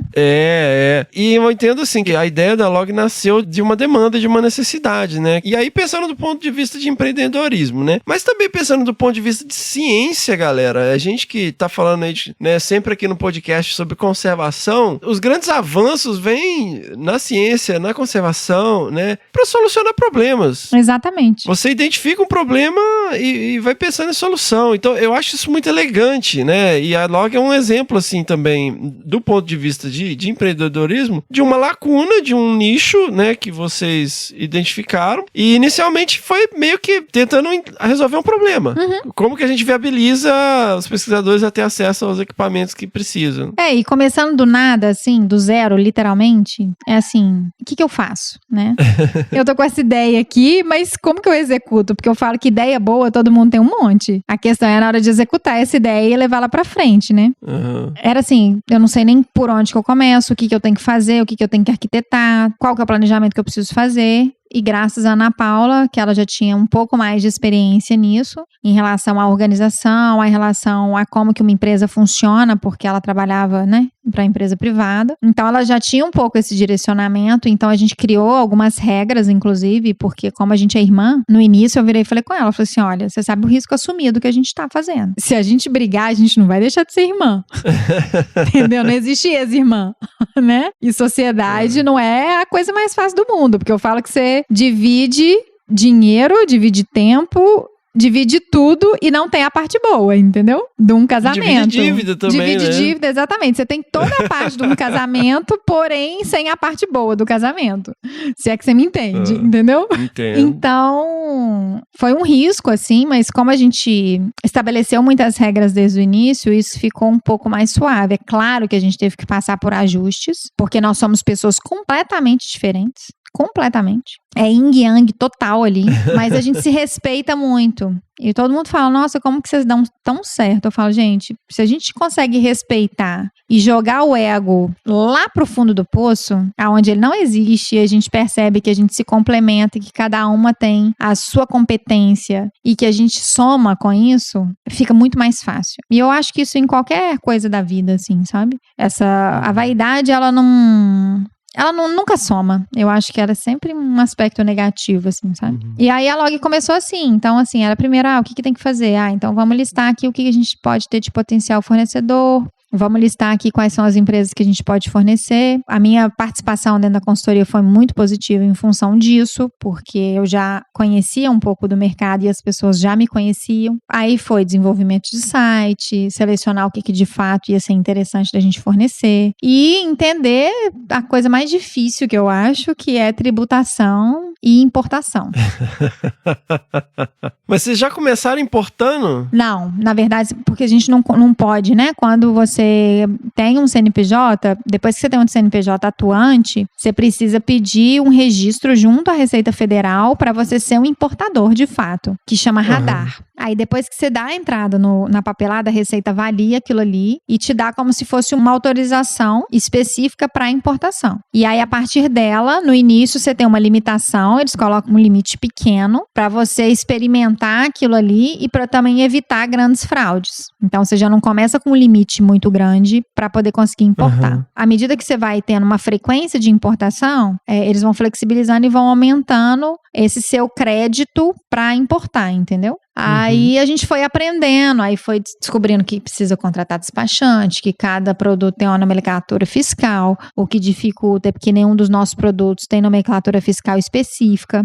Então, a gente sempre cai na denominação da receita lá, que é entre outros, em qualquer categoria de produto, cai sempre em outros. Ou seja, outros, beleza, meu filho, você não está categorizado, não é uma coisa padrão que é importada para o Brasil, então você vai pagar o teto de todos os impostos. Nossa. E aí a gente chora e importa desse jeito, entendeu? Porque para você poder abrir uma nomenclatura fiscal específica para aquele produto, além de ser muito moroso, demora 5 anos de análise, para provavelmente a receita barrar, porque como aquilo ali não tem volume suficiente, não é relevante, eles não vão abrir uma outra classificação nova para incluir só aquilo que você quer. Sendo que aquilo ali não é de interesse nacional, entendeu? Sim. E aí, aos poucos, a gente foi conhecendo as coisas. Nós erramos muito ao longo desses anos, mas a gente aprendeu muito e a gente construiu muita coisa legal. Mas começou como, Juliana? Era um puxadinho, um quartinho? Como é que era? Não, a gente alugou uma sala de 20 metros quadrados. Porque eu e a Ana Paula, a gente morava na mesma casa. E era zero opção de trabalhar dentro de casa, as duas dentro de casa o tempo inteiro. Então, assim, a primeira coisa que a gente estabeleceu como regra é que a gente tinha que ter um espaço de trabalho. Então, com o acerto dela, a gente conseguiu comprar 2 mesas, 2 cadeiras, 2 computadores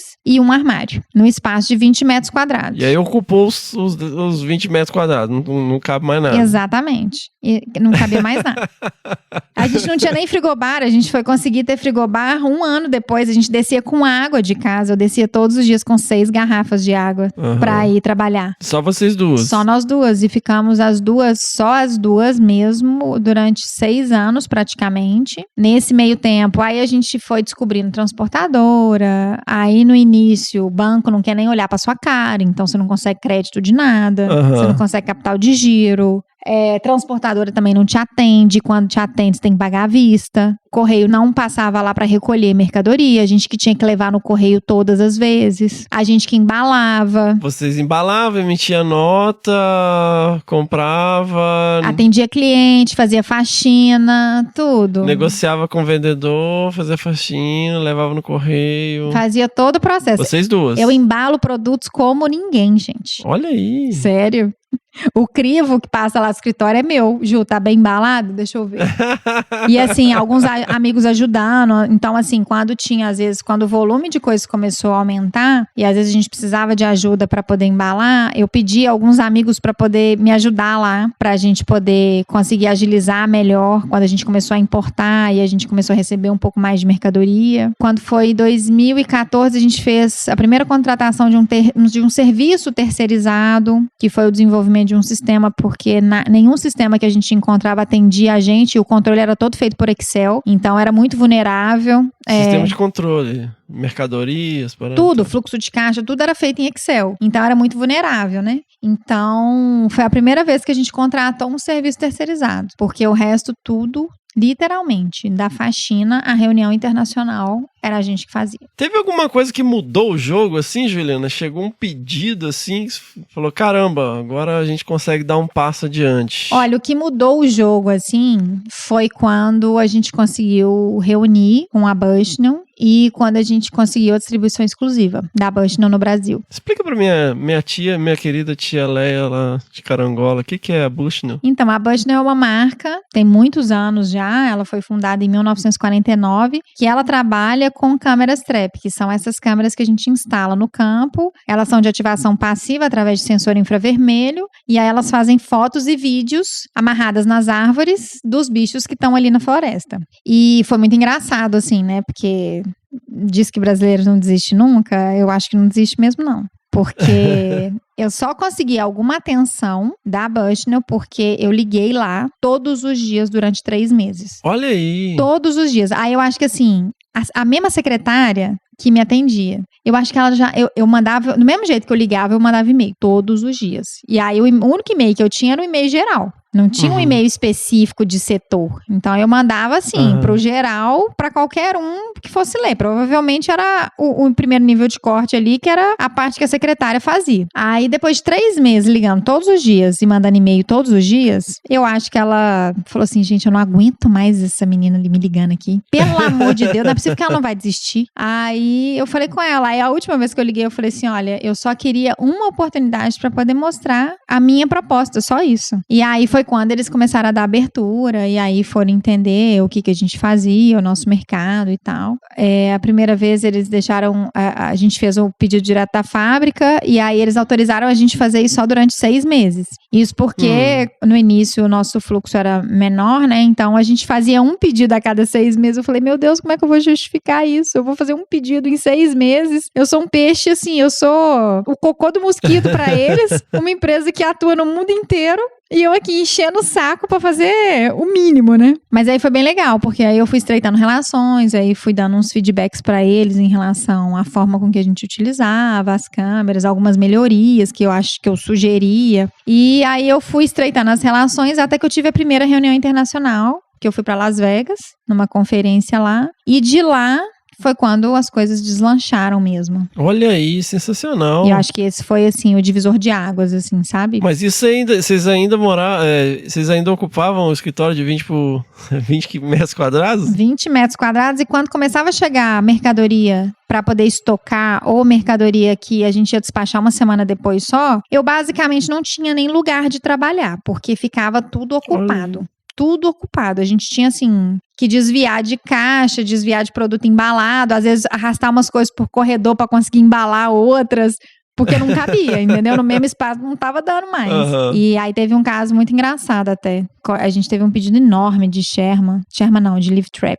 E aí a transportadora chegou, começou a embalar, começou a colocar essas Live Trap lá. O que é Live Trap, Juliana? Aqui é uma divulgação científica, a gente tem que explicar, a gente não prega pra padre. Ah, é verdade. A gente tem que explicar tudo. As Live Trap são as armadilhas para roedores, para pequenos mamíferos, né? E elas são umas gaiolinhas, assim, com um ganchinho. E aí você coloca a isca dentro, ela fica armadinha. Na hora que o bicho vai lá comer a isca, ela fecha a portinha. Então, é uma armadilha de arame com gancho.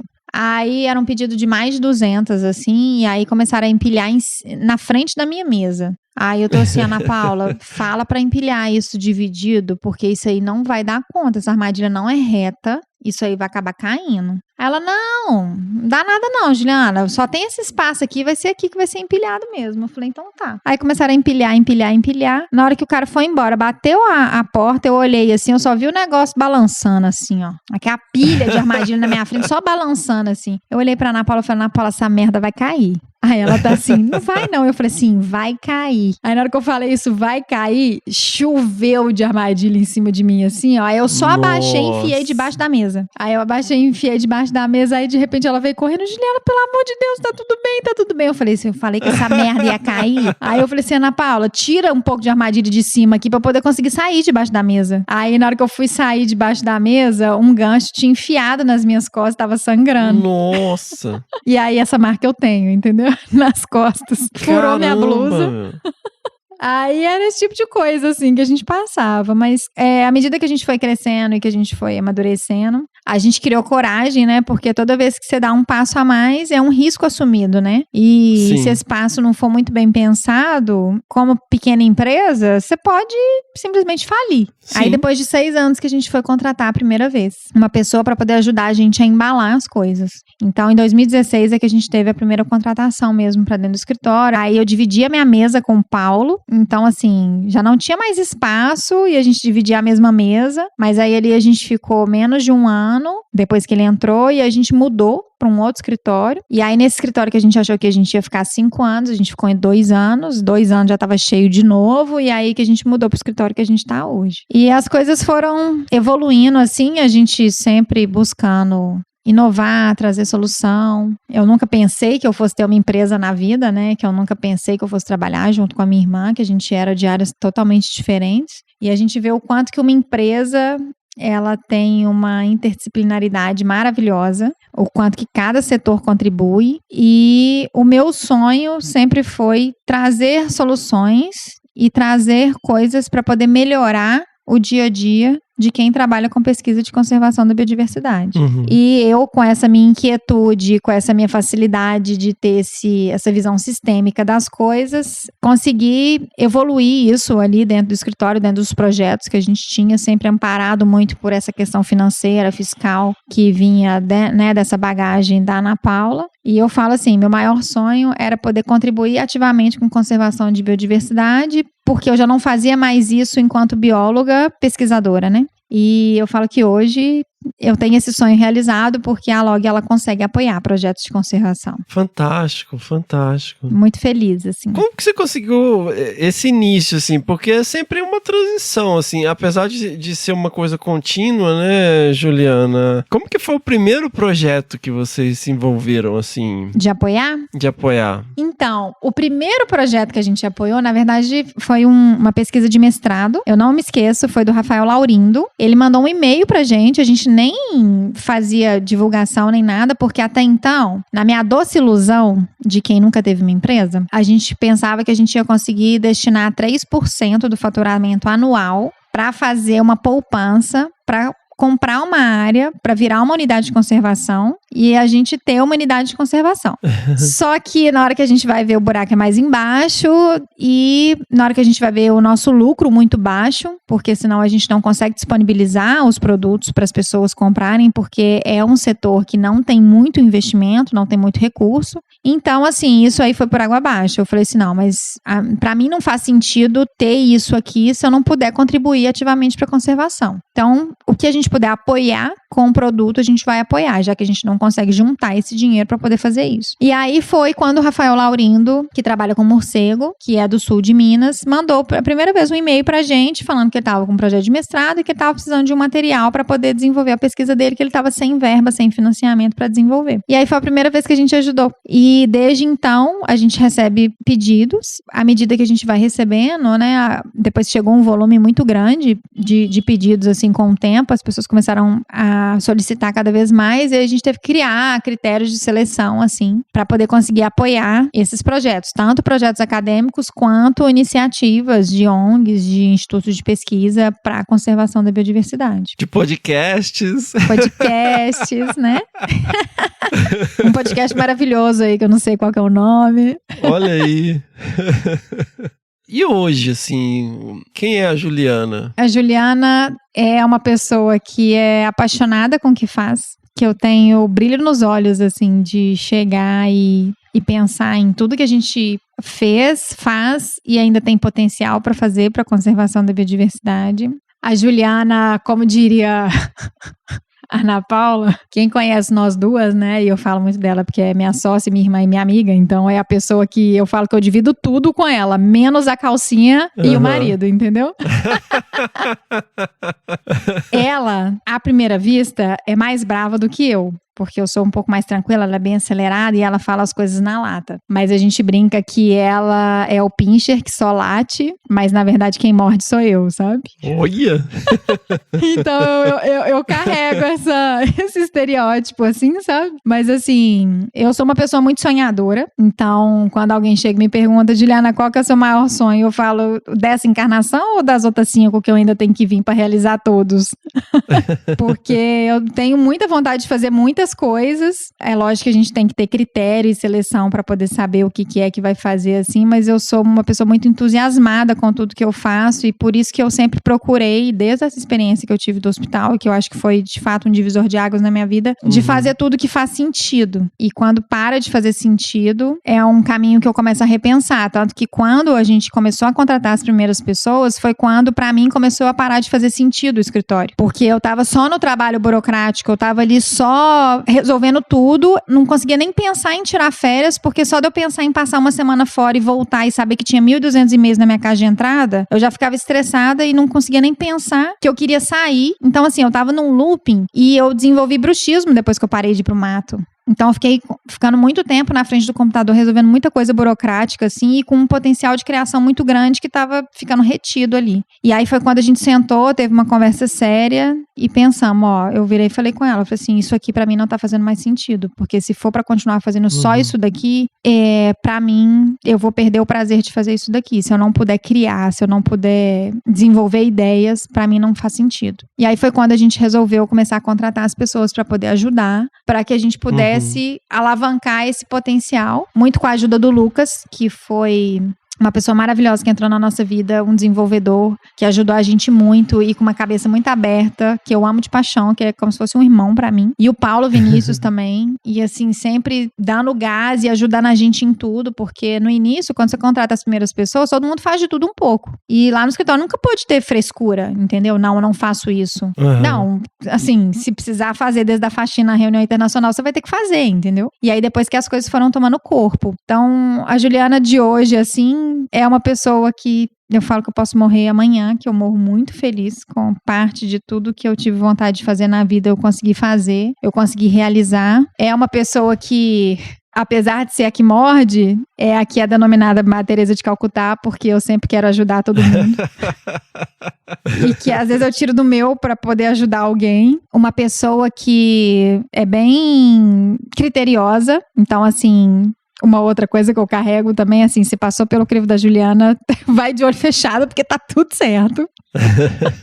E com muitos planos e muitas perspectivas, assim, de poder contribuir para a conservação cada vez mais, assim. E quanto mais a gente puder crescer e a gente puder aumentar essa rede de apoio, essa rede de parceria, né? Que eu falo assim, tem que ser, para todo mundo tem que ser um jogo de ganha-ganha. As pessoas até me perguntam, até uma vez a gente numa conversa informal, você me perguntou, né? Nossa, vocês devem ter um lucro alto para conseguir apoiar tantos projetos assim. E não, eu não tenho um lucro alto na empresa, a gente tem um lucro bem baixo, inclusive a gente está sempre assim no limite, suando. E por que a gente consegue apoiar? Porque a gente escolhe ganhar menos para poder ajudar, a gente escolhe compartilhar, porque ali o resultado final é a venda do produto, mas tem muito mais antes disso acontecer, e se fosse só por vender... a log não existiria, não.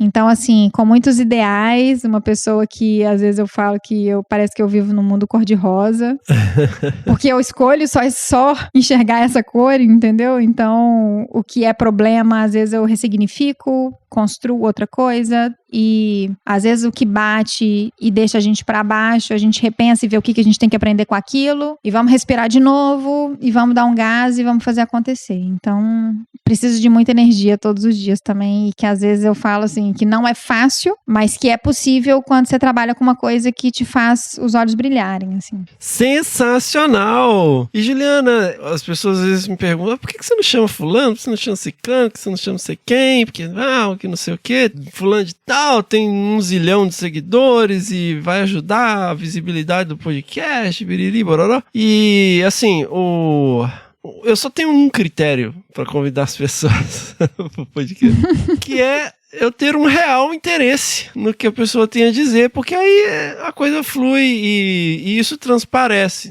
E sem dúvida nenhuma, você é uma pessoa super interessante, a sua jornada é absolutamente sensacional. E pensando em quem ouve a gente também, além dessa questão, né, de interesse, eu também busco inspiração.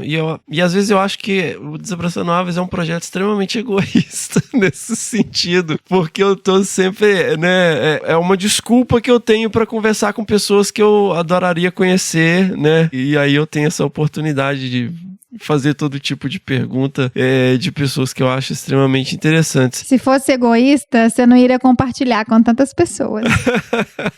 Então, mas pensando em quem tá ouvindo a gente, né? E eu entendo que é uma angústia de várias pessoas que hoje estão tendo que fazer uma decisão ou que estão dentro de um ambiente acadêmico e não estão se sentindo bem ali, que aquilo é um ambiente tóxico para elas, né? E aí, gente, eu não tô falando assim, larga tudo quando ficar difícil e vai fazer outra coisa, mas assim, você realmente entendeu que aquilo não é pra você, né? Porque senão fica naquela coisa pulando de galho em galho e não insiste em nada, né? Mas pensando assim nas pessoas que estão, né, começando, que estão, a gente tem muita gente que tá no início da carreira, muita gente que tá na graduação, que ouve a gente tem uma audiência bacana de gente que tem um interesse, uma curiosidade pela questão ambiental, mas que não necessariamente trabalha nessa área. Mas pensando em quem trabalha, assim, que você gostaria de deixar de mensagem, assim, pra essa galera, né, que tá começando? Pra quem tá começando, vou falar o que eu falo assim, independente da área, que eu falo pra qualquer pessoa.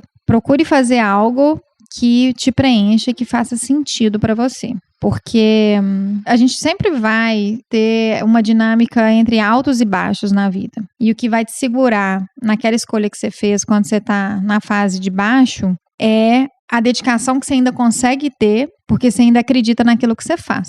E em termos da nossa área especificamente, assim, eu falo, a nossa área é tão bonita, é tão diversa, e a gente tem tanto a contribuir para a sociedade, que eu enxergo tantos caminhos que, inclusive, assim, muitas pessoas me procuram para poder dividir opinião, para poder saber, eu tô com uma ideia assim assado, o que você acha? E eu falo assim, a gente não tem que ter vergonha de pensar que a gente precisa monetizar, sabe? Que a gente precisa ganhar dinheiro, porque todo mundo precisa, gente. Todo mundo, Sim. Né? A gente vive numa sociedade capitalista, independente de você gostar ou não. E eu falo assim, é muito diferente você pensar num capitalismo voraz, que é de lucro a qualquer custo, e que não é isso que eu tô falando. Que todo mundo precisa de ter dinheiro no bolso todos os dias para poder comer, para poder ter conforto, para poder ter segurança, e não para poder esbanjar. Então, assim, para poder pensar diferente, você precisa enxergar diferente. É fácil enxergar diferente? Não. Mas se você começar a olhar as possibilidades que você tem, começar a estudar um pouco mais,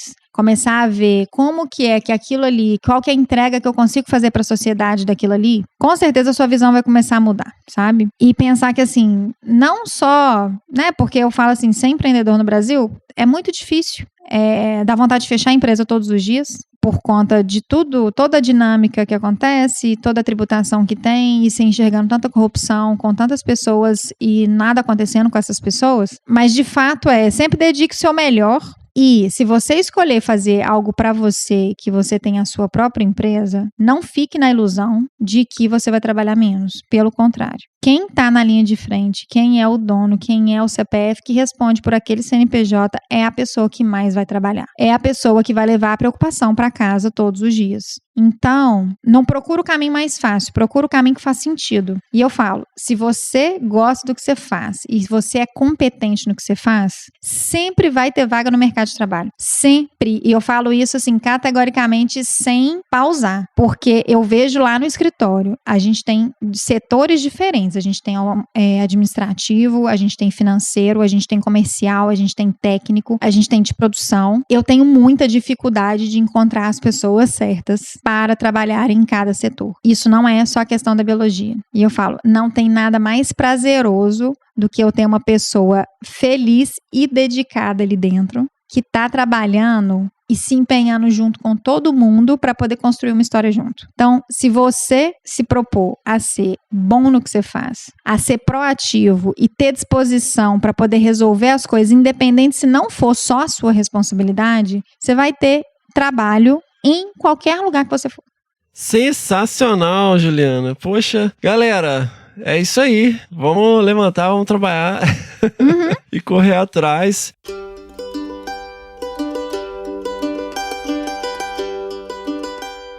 Juliana, eu só posso agradecer enormemente, né, a sua generosidade de compartilhar a sua jornada, a sua experiência, né, aqui com a gente. Eu acho super importante trazer esse outro lado também. Às vezes, muitas vezes, a gente acaba levando para um viés muito pro lado do pesquisador, da pesquisadora, de ONG, de universidade e tal. Mas é super importante a gente também trazer esse outro lado, o lado do empreendedorismo, né? O lado, né, do mercado de trabalho diferenciado, né? E a história da Log realmente, embora o episódio não seja sobre a história da Log, seja sobre a Juliana. Mas é difícil não relacionar, porque eu vivo o que eu faço, então... Então, mas é muito legal, assim, trazer, né, a sua perspectiva, porque também é muito fácil olhar e achar que caiu do céu, né, que foi tudo fácil, e olha só, né, porque quando a gente entra em contato com as coisas e elas já estão construídas, fica parecendo que foi super fácil, né, mas... Que foi num piscar de olhos, né? Até chegar a esse ponto em que está hoje, né? É muita dedicação, muito esforço, né? E sem dúvida nenhuma, né? Você e a Ana Paula, né, construíram uma história linda, e a sua jornada, sem dúvida nenhuma, eu tenho certeza que vai inspirar muita gente aqui que está ouvindo o nosso podcast. Então eu só posso agradecer enormemente pela sua generosidade de estar aqui contando, né, a sua história pra gente. Eu que agradeço o convite, com toda a sinceridade. Eu fico muito lisonjeada e eu espero, não sei, com essa história aí, poder contribuir para a vida das pessoas e me colocar à disposição também, porque se tem uma coisa que eu amo fazer nessa vida é ajudar. Então, eu tô sempre aqui à disposição para uma conversa, para uma opinião. Nem sempre vai ser uma opinião positiva. Eu costumo ter 2 frases que eu falo: você quer um sincericídio ou você quer verdades com amor? Ai, adorei, eu vou copiar isso aí, velho.